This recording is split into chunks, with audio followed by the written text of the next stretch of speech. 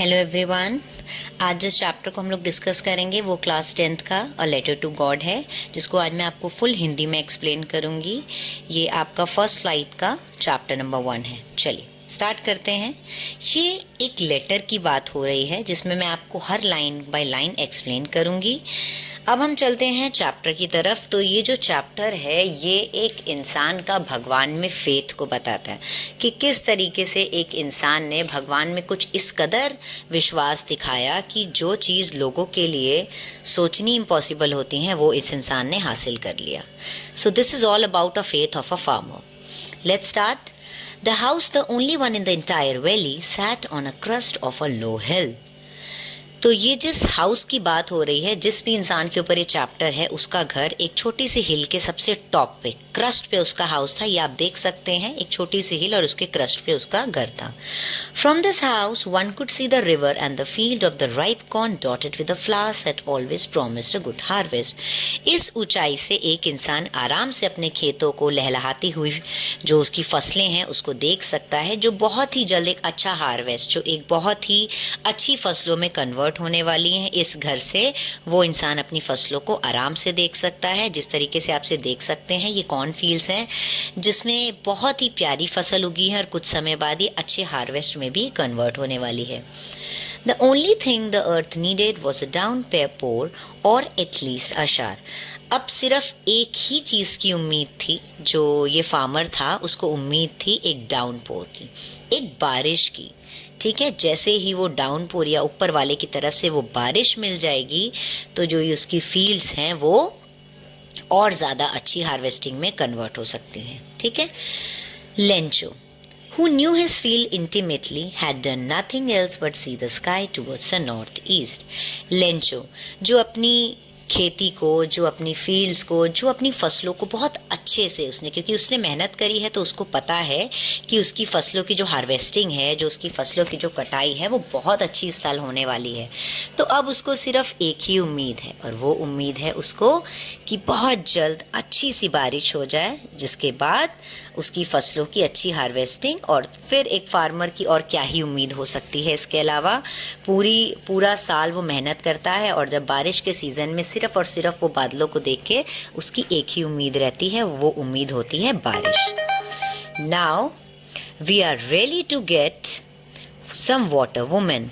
अब वो कहता है, जब वो आसमान की तरफ देखता है तो आसमान से एक उम्मीद सी उसको लगती है।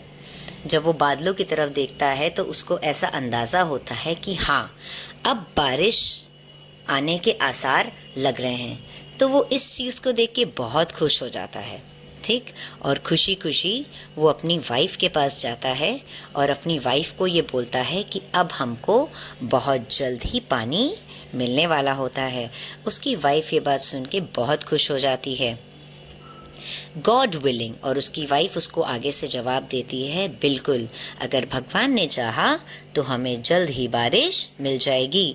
The women who was preparing supper replied, वो वुमेन जो सपर बना रही होती है। What is supper? Supper is a evening meal, एक लिक्विडी मील होता है जो इवनिंग में खाया जाता है, चाहे से खिचड़ी, दलिया, दाल, आप कुछ भी बोल सकते हैं।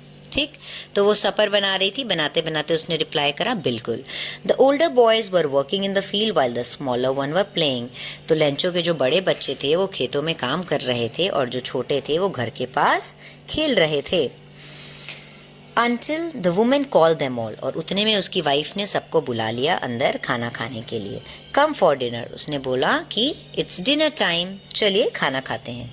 It was during the meal that just as Lencho had predicted big drops of rain begin to fall. बस वो डिनर करने ही वाला था, उतनी ही देर में लेंचो को किस चीज़ की आवाज़ आई कि बड़ी बड़ी बारिश की बूंदें आसमान से गिर रही हैं। In the north east huge mountain of clouds could be seen approaching. और जब वो नॉर्थ ईस्ट साइड देखता है, जब वो आसमान की तरफ देखता है तो उसको क्या दिखता है कि बड़े बड़े बादल, ह्यूज रेन बेयरिंग माउंटेन्स उसकी तरफ या उसके खेतों की तरफ आ रहे हैं। इसका क्या मतलब है कि अब बारिश बहुत अच्छी होने वाली है। The air was fresh and sweet. हवा भी बहुत अच्छी और बहुत ही स्वीट थी. The man went out for no other reason than to have the pleasure of feeling the rain. वो आदमी बाहर आता है और उसके बाहर आने का सिर्फ एक ही रीज़न होता है कि वो बारिश की बूंदों का प्लेजर, जो उसकी खुशी है, वो उसको फील करना चाहता है on his body. When he returned, he explained. तो बारिश की बूंदों को महसूस करने के बाद जब वो अंदर जाता है और खुशी खुशी अपनी वाइफ को बोलता है, These aren't raindrop falling from the sky, these are new coins. ये सिर्फ बारिश की बूंदें नहीं, ये हमारे लिए नए सिक्कों के समान हैं. The big drops are 10 cent pieces and the little ones are 5. ये जो बारिश की बूंदें हैं, इसमें से जो बड़ी बड़ी बूंदें हैं, उसको लेंचो ने कंपेयर करा है 10 सेंट से, और जो स्मॉल ड्रॉप्स हैं उसको उसने कंपेयर करा 5 cent. 10 cent like a 10 rupee coin and 5 cents are like a 5 rupee coin. With a satisfied expression, he regarded the field of ripe corn with its flower draped in a curtain of rain. और बहुत ही satisfaction के साथ वो क्या define करता है कि जो उसकी कॉर्न फील्ड है, ऐसा लग रहा है कि बारिश की चादर ने सबको अच्छे से कवर कर रखा है. But suddenly a strong wind began to blow, and along with the rain, very large hailstorms began to fall. और बहुत अच्छे माहौल के बीच में उसकी फील बहुत प्यारी लग रही थी. उसी के बीच में वो क्या देखता है, एक तूफानी हवा जिसके अंदर स्टॉर्म की संभावना, ऐसा लगता है तूफान आएगा. और उस बारिश के साथ वो जो स्टॉर्मी एयर है वो ब्लो करने लगती है. और थोड़ी देर में वो क्या देखता है कि उस बारिश के साथ साथ बड़े बड़े ओले, हेल स्टोन भी गिरना स्टार्ट हो जाते हैं. These truly did resemble new silver coins. और वो जो हेल स्टोन्स हैं वो किसकी तरह लगने लगते हैं, जैसे सिल्वर कॉइन्स होते हैं. These truly, the boys exposing themselves to the rain ran out to collect the frozen pearl. अब बच्चों के लिए तो ये एक खेलने का माध्यम होता है. वो जो फ्रोज़न पर्ल, जो बेसिकली यहाँ पर जो हेल स्टोन है उसे किससे कंपेयर करा गया है, फ्रोज़न पर्ल्स थे. वो उसको कलेक्ट करने के लिए दौड़ के बाहर आते हैं और उस ओलों के साथ दे स्टार्टेड प्लेइंग. ठीक. It's really getting bad now, explained the man.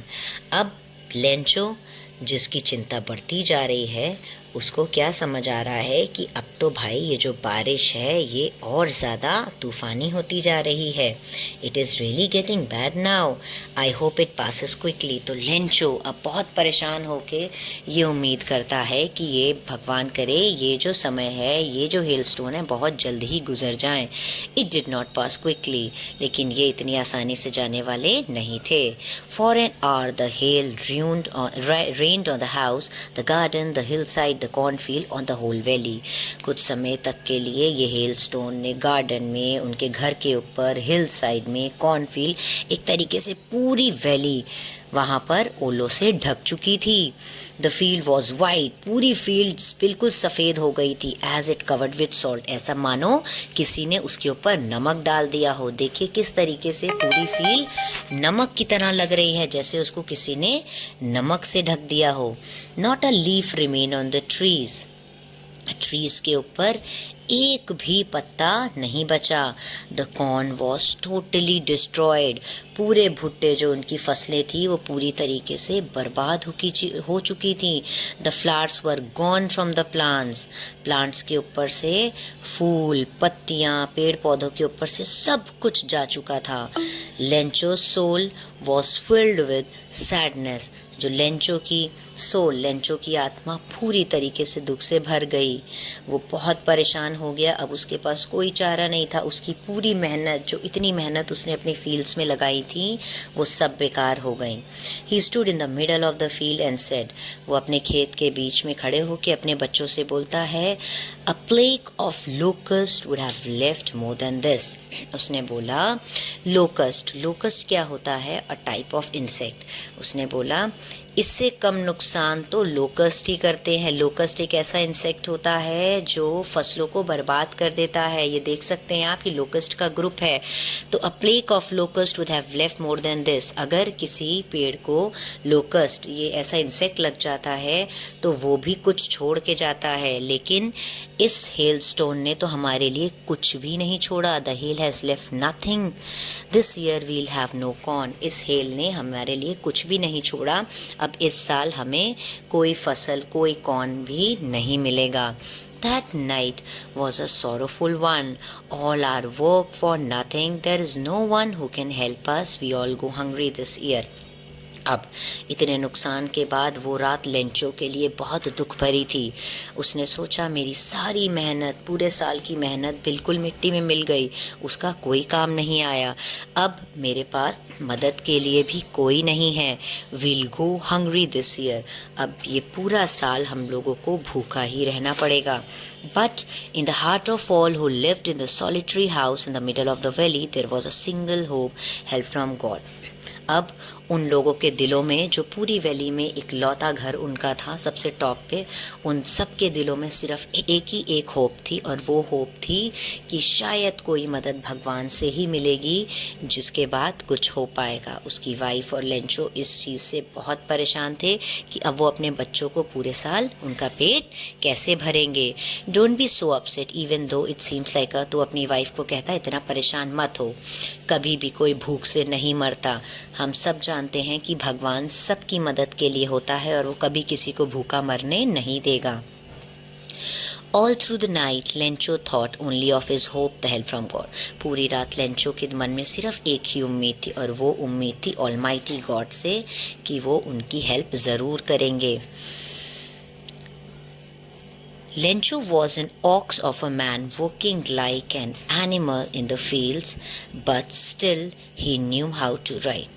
Lencho जो पूरी रात बहुत परेशान था, उसको कुछ समझ नहीं आ रहा था, लेकिन उसके अंदर की एक आत्मा उसको ये कह रही थी कि अभी भी भगवान की तरफ से मदद बाकी है। उसके पास कोई चारा भले ही ना हो, लेकिन शायद भगवान कुछ ना कुछ उसको रास्ता ज़रूर दिखाएंगे।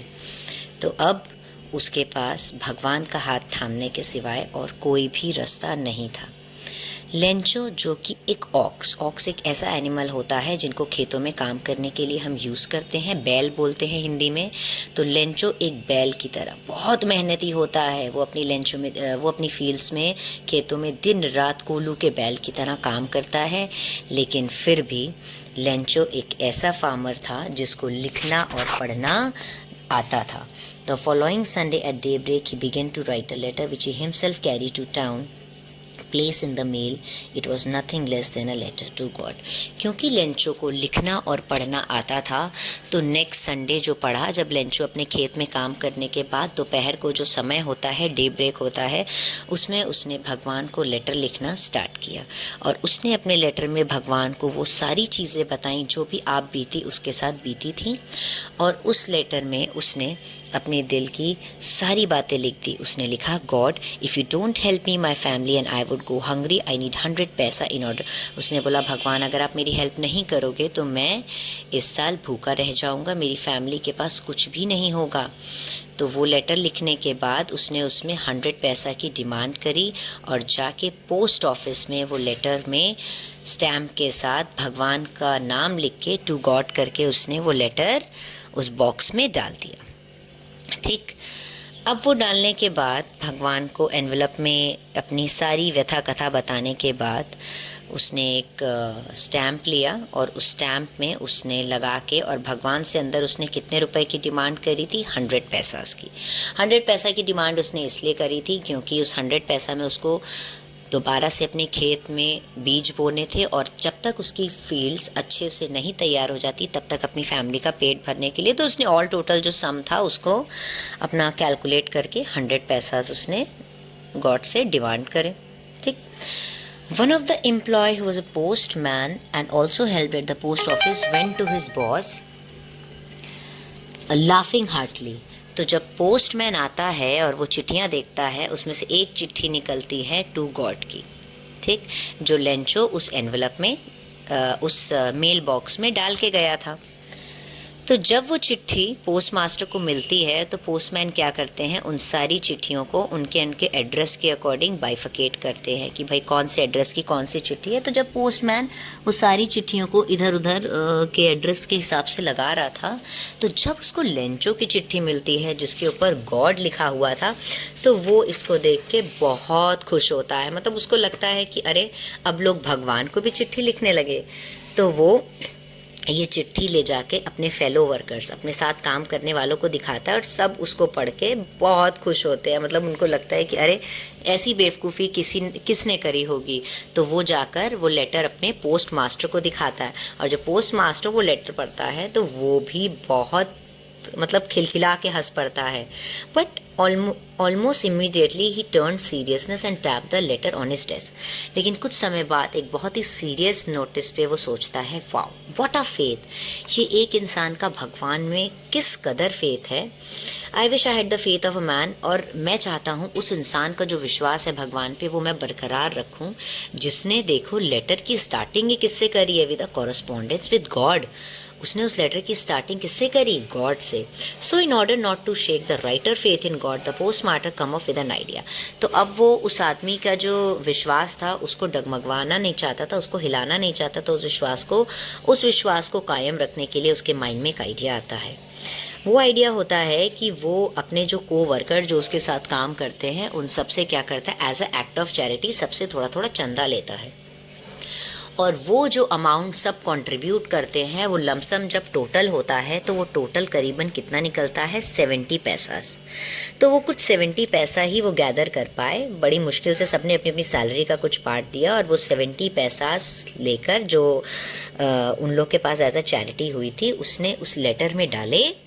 क्योंकि वो लेंचो का उसका एक वादा उसने किया था ना कि मैं इस इंसान का फेथ भगवान में बरकरार रखूँगा, तो उसने उसको मद्देनज़र रखते हुए उस एनवेलप में वो पैसे डाले और उसने अपने आप को मेंशन नहीं करा, उसने उसमें गॉड नाम मेंशन करा, जिससे कि लेंचो को ऐसा लगे कि ये पैसे उसको किसने भेजे हैं, भगवान ने भेजे हैं। तो उस पोस्ट मास्टर ने उसके ऊपर एज अ गॉड सिग्नेचर कि this letter has come from God, God लिख के उसने उस लेटर को वापस वहीं रख दिया। अब नेक्स्ट संडे जब लेंचो, उसको उम्मीद थी कि उसका ऑफ जो लेटर है वो आ गया होगा, तो वो बहुत खुशी खुशी जाता है और वो पोस्टमैन बड़ी खुशी खुशी उसको लेटर देता है, क्योंकि वो लेंचो के चेहरे का एक्सप्रेशन को देखना चाहता था, वो उसकी खुशी को महसूस करना चाहता था।